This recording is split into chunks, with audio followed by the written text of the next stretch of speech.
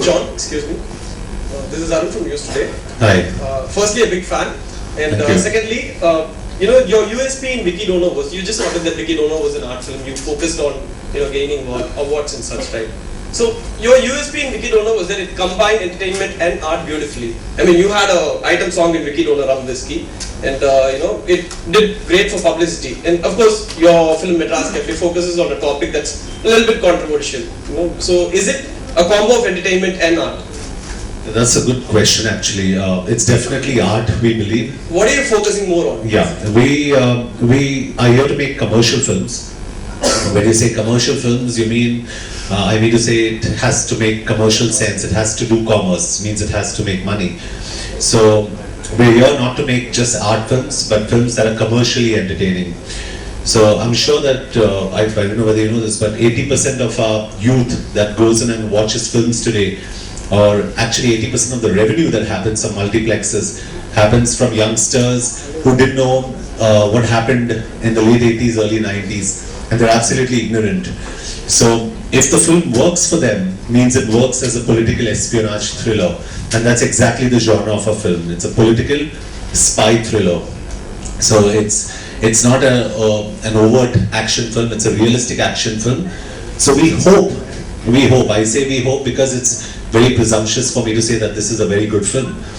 We hope that it makes commercial sense. Excuse me, sorry sir, thank you. You're roaming around everywhere in this. We hope it makes commercial sense, and we hope the audience enjoys it and takes it in the spirit of the fact that we've tried to get something across to a younger audience that probably they're not aware of. Not probably, most of them are not aware of anything outside of films and cricket. What he's asking you is, what do you intend to communicate through this movie? Is there a message from you? Well, we just want people to be aware about, first of all, we're making a commercial film. Yeah, so we're making a commercial film. It's meant to entertain. So even if you don't know about what happened in India then, it's supposed to entertain you as a spy thriller. But of course, we'd be happy if people walk away knowing the backdrop of what happened at that point of time in the country, especially youngsters who have absolutely no knowledge of what happened. And I believe that there are serious historical events that happened at that point of time in India that actually changed a lot of the political history that you see today.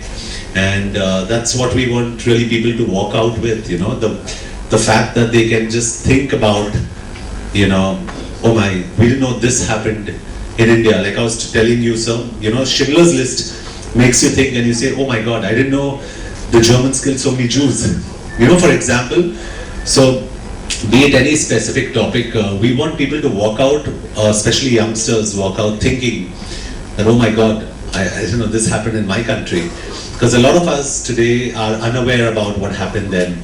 And I think even our school textbooks, correct me if I'm wrong, at least when I was in school it happened, history stopped at 1947. There was nothing shown after that.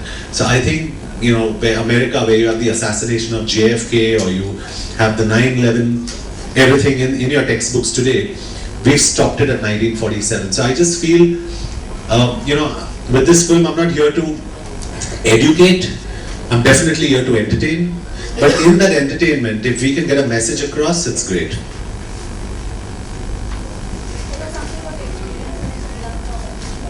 Well, we shot a wee bit in Sri Lanka, not much. The entire film was shot in Cochin. Parts of it, like you see, were London. My director insisted on using real bullets, so we had to go to Malaysia and Thailand to shoot those scenes, especially the chopper scenes.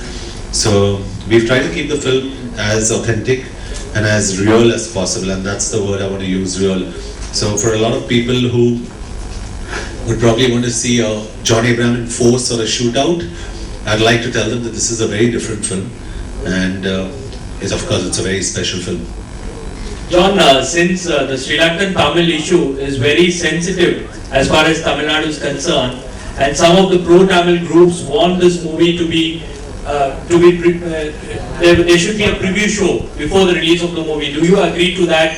Are you willing to go ahead and conduct a preview show for, especially for the pro-Tamil groups who are opposing your movie? Well, I'd love for them to see it. So if we could do a show pre the film, I absolutely don't have a problem with that. I'm sure once we have a show, there'll be no reason for them to debar anything. I think it's a very honest film, like I said, and to be very factual and very honest, without sounding politically correct, this film does not take any sides. It is not pro, it is not anti. It just does not take sides. It tells the story as it is. So they're most welcome to watch it. So just pre the release, probably we'd show them the film. Definitely. No, she doesn't have songs and she's not dancing around in this film. She plays a foreign journalist, and her character's been inspired by, for all the journalists sitting here, character has been inspired by an amalgamation of a number of journalists that you see out there. We've taken a lot of cues from, she had to do a lot of research on this, and she plays a foreign journalist. So it's a very true to life character, and we've kept it that way. You know, there's, if you're talking about us glamorizing Nargis in this, no, she's not glamorized. So for Nargis Fakhri fans, unfortunately, there's no glamour version, but she's a beautiful woman in any case. So I hope she resonates with all of you. There was force, then there was shootout, and now there's meta. When are we going to see something like this? When are we going to see something like Okay, just to tell you, Force and Shootout were larger than life films in a way. It had John Abraham, bare bodied, larger than life. This is a very realistic film. This is in a very realistic action space. It's not, and it's a spy thriller at the end of the day. But I understand.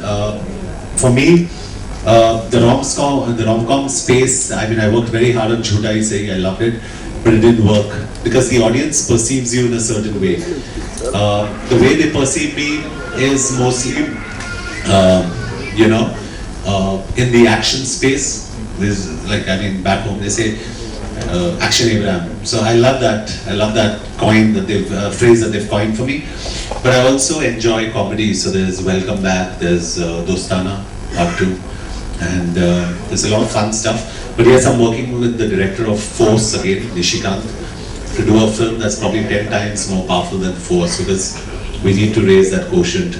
But in the middle, it's very important to do a Madras Cafe. So I think it's important to do a mix of all kinds of cinema, because at the end of the day, we are commercial actors. And I guess I'm the only one who seems to be taking the risk. I mean, I do a Kabul Express in Afghanistan, or I do a Madras Cafe, or I do a no smoking, which nobody understood.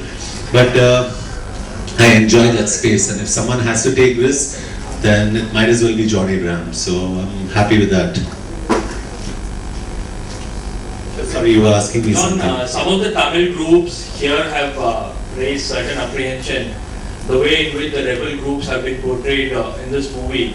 For example, they feel that the LTT is being portrayed in a very bad light. According to them, LTT are freedom fighters, they are not terrorists. But according to you, in this movie, how the LTT or the rebel groups have been portrayed? Because that seems to be the bone of contention between this movie and the Tamil groups here.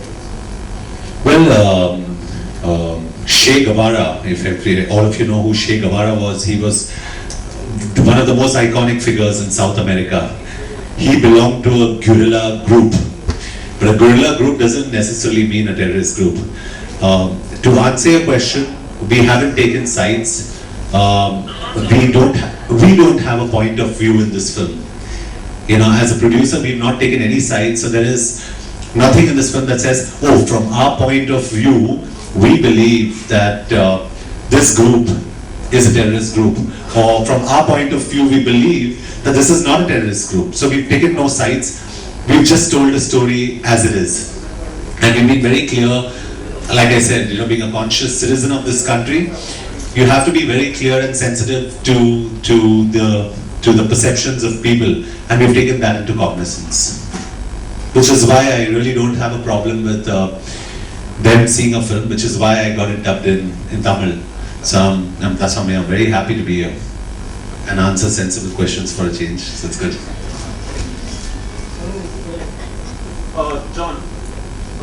you have plans of releasing this movie in Sri Lanka as well?